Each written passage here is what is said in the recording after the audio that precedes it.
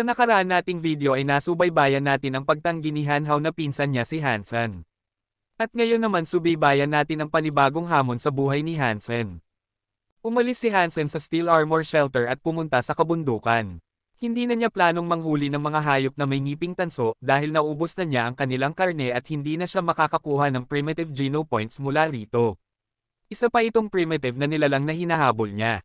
Maaari siyang kumain ng marami at magbalik din ng isang buhay upang mag-evolve. Pinili ni Hansen ang isang lugar na tinatawag na Barethrom Cave para sa pangangaso sa oras na ito.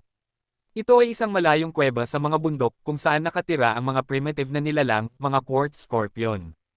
Dahil napakadilim at makitid sa Barethrom Cave, kahit na may mga kagamitan sa pag-iilaw, minsan mahirap pa ring makakita ng mga quartz scorpions na nakatago sa mga rock tunnel. Kung matusok ng mga alakdan na ito, aabutin lamang ng 3 hanggang 5 minuto bago makalason hanggang mamatay ang isang taong nakapag-max out sa primitive Geno points. Tuldok, sa makatuwid, kakaunti ang pipili ng mga quartz scorpion bilang kanilang mga target.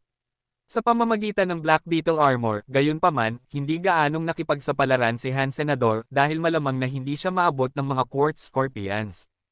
Pinili niya ang mga quartz scorpions dahil, una, madaling itago ang sarili sa publiko sa kuweba. At pangalawa, ang isang quartz scorpion ay kasing laki lamang ng kamao, kaya madali para sa kanya na ibalik ang kanilang mga katawan, hindi tulad ng malaking biktima na mahirap dalhin. Pangatlo, kung sakaling makuha niya ang beast soul ng isang quartz scorpion, kikita rin siya ng malaking kapalaran, dahil ito ay isang sandata na parang kutsilyong militar na may lason at napakatalam. Bilang isang primitive na kaluluwa ng hayop, ang presyo nito ay halos kasing taas ng isang mutant. Sa bakanan ng kuweba, tiniyak ni Hansen na siya ay nag-iisa at ipinatawag ang kanyang baluti, pumasok sa Barethrom Cave na inihanda.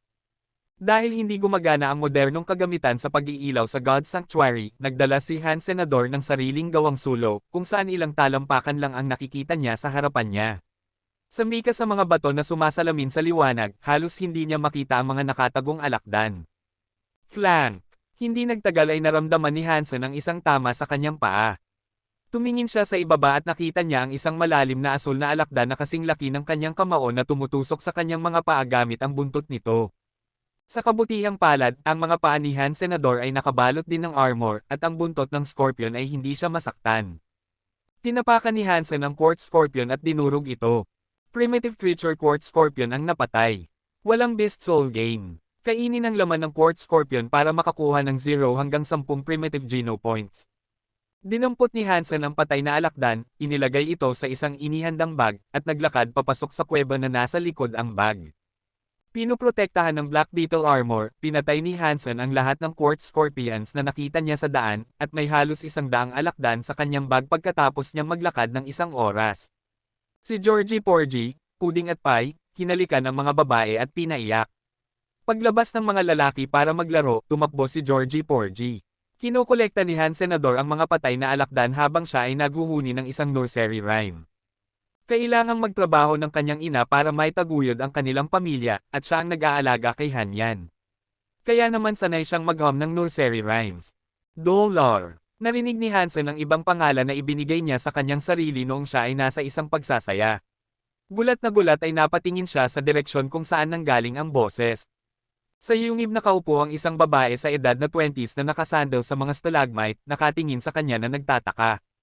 Chin Zuan. Bulalas ni Hansen. Hindi inaasahan na makikita ang babaeng ito dito, tumalikod si Hansenador para tumakbo. Dahil sinaksak niya ito sa likuran, binangungot niya ito. Huwag kang pumunta. Wala akong pakialam sa sama ng loob mo at ng Son of Heaven. At kahit na gusto kong maghanap ng gulo, hindi ko magagawa, mabilis na sabi ni Chin Zuan. Huminto si Hansen at tumingin muli kay Chin Zuan, na ang bukong-bukong ay namamaga at lubos na nabugbog. Maliwanag, siya ay natusok ng isang quartz scorpion. Biglang tinamaan si Hansen na si Chin Zuan ay dapat magkaroon ng napakaraming kayamanan mula noong siya ay nasa Steel Armor Shelter ng maraming taon at nais na mag-evolve na may pinakamataas na sagradong Geno point. Siya ay dapat na may sagradong dugong mga kaluluwa ng hayop at napakaraming mutant na mga kaluluwa ng hayop. Sa puntong ito siya ay nasugatan, at mukhang seryoso ito. Siya ay may napakaraming Geno point na maaaring hindi siya mapatay ng lason ng alakdan, ngunit ang kanyang kakayahang lumaban ay tiyak na nagdusa, o hindi bababa sa hindi niya maigalaw ang kanyang nasugatan na binti. Bagaman ako ang sumaksak sa kanya, sinaktan niya ako kaagad at naging walang awa sa akin noon pa man. Kung pwede ko lang siyang i-blackmail ngayon, iyon na ang kabayaran sa aking paghihirap nitong mga buwan, naisip ni Han Senador na nalilito, sa Chin Zuan. Para bang nakikita niya ito, tinawag ni Chin Zuan ang isang beast soul sa hugis ng purple butterfly, na naging purple dagger sa kanyang kamay. Alam mo ba ang pangalan ng punyal na ito? Nakangiting tanong ni Chin Zuan sa kanya. Ayoko. Napansin ni Hansen ang ningning ng punyal, ngunit hindi niya ito maaaring tawagin dahil sa kagandahan nito. Ito ay dapat na hindi bababa sa isang mutant na kaluluwa ng hayop at kahit na posibleng isang sagradong dugong hayop na kaluluwa. Ang dagger na ito ay ang hayop na kaluluwa ng isang malisyosong paru-paro, at ito ay nilalamon ng malakas na lason. Ikaw ang magpapasya kung ang iyong baluti ay maaaring hamarang sa aking punyal. Nakangiti pa rin si Chin Zuan. Hindi makita ni Chin Zuan na namumula si Han Senador dahil nakaharang ang kanyang armor sa kanyang mukha. You worry too much. We just met and have no hard feelings between us whatsoever.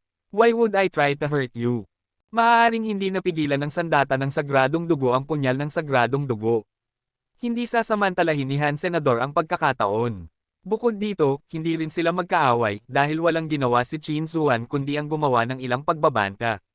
Son of Heaven at ang kanyang barkada ang talagang nang-aapi sa kanya. Ngumiti si Chin Zuan at binawi ang kanyang punyal. Hindi ako makagalaw. Kung may lalabas mo ako sa kuweba ng ligtas, babayaran kita ng malaking gantimpala. Paano ka pumunta dito mag-isa? Tanong ni Hansen, hindi agad pumayag. Nagtataka siya kung paano nakarating si Chin Zuan hanggang dito nang walang bakas ng mga quartz scorpions na hinahabol sa daan. Sa orihinal ay gusto kong pumatay ng isang mutant quartz scorpion, ngunit ito ay mas tusaw kaysa sa naisip ko.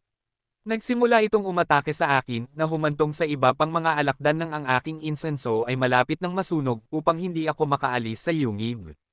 Ang primitive hindi na ako kinatatakutan ng mga alakdan nang wala na ang insenso ngunit natusok ako ng mutant quartz scorpion. Tumingin si Chin Zuan kay Hansen at sinabing, hindi ka ba nakikipagpalitan kay Su Xiaoqiao ng pera?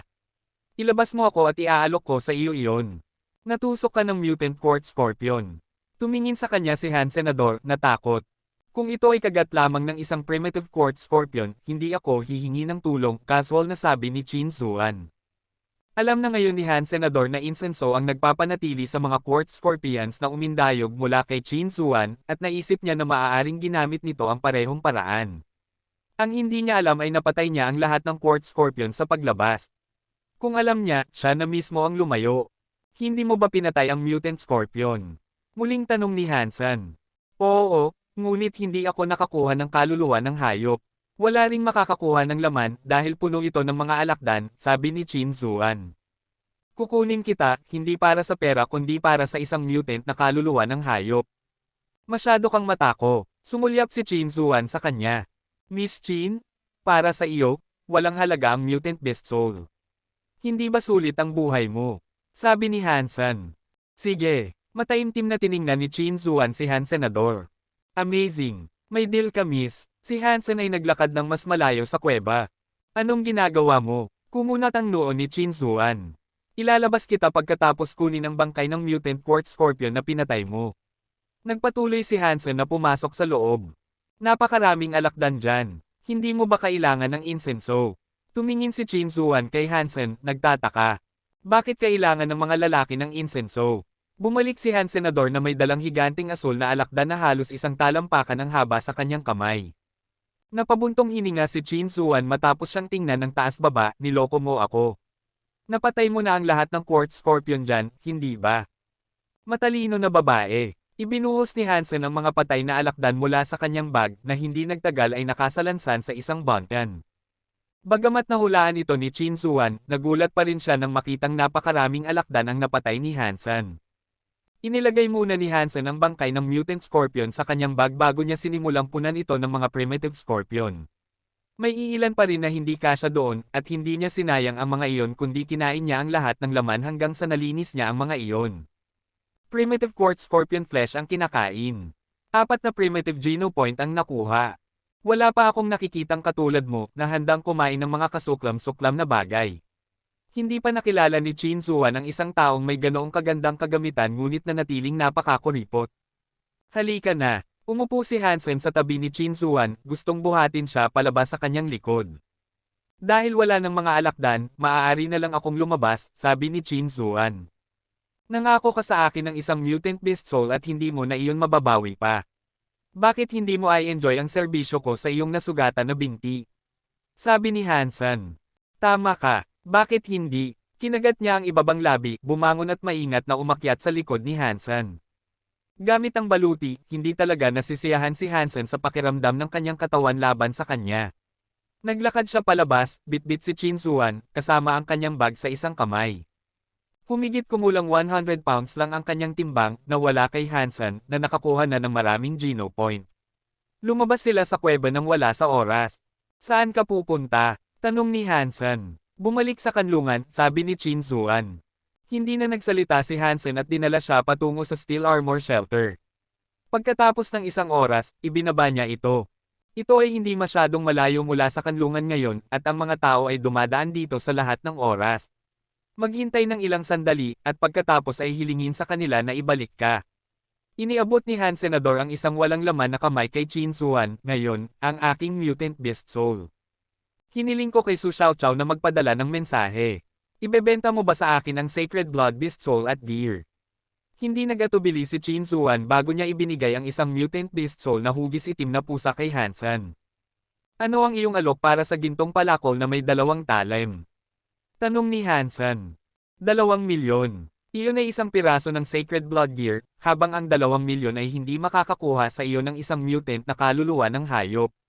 Kumunat ang noo ni Hansen. Napakaganda ng Sacred Blood Gear, ngunit hindi mo ito madadala sa totoong mundo, habang ang mga Beast Soul ay maaaring gamitin sa labas ng God's Sanctuary. Iyan ang nagpapaliwanag sa presyo. Kung magbebenta ka ng isang sagradong dugo na kaluluwa ng hayop, bigyan ka ng 20 milyon, paliwanag ni Chin Zuan. Isang Mutant Beast Soul, kasama ang 2 milyon, sabi ni Han Senador. A Mutant Beast Soul is out of the question. I'll give you 5 million.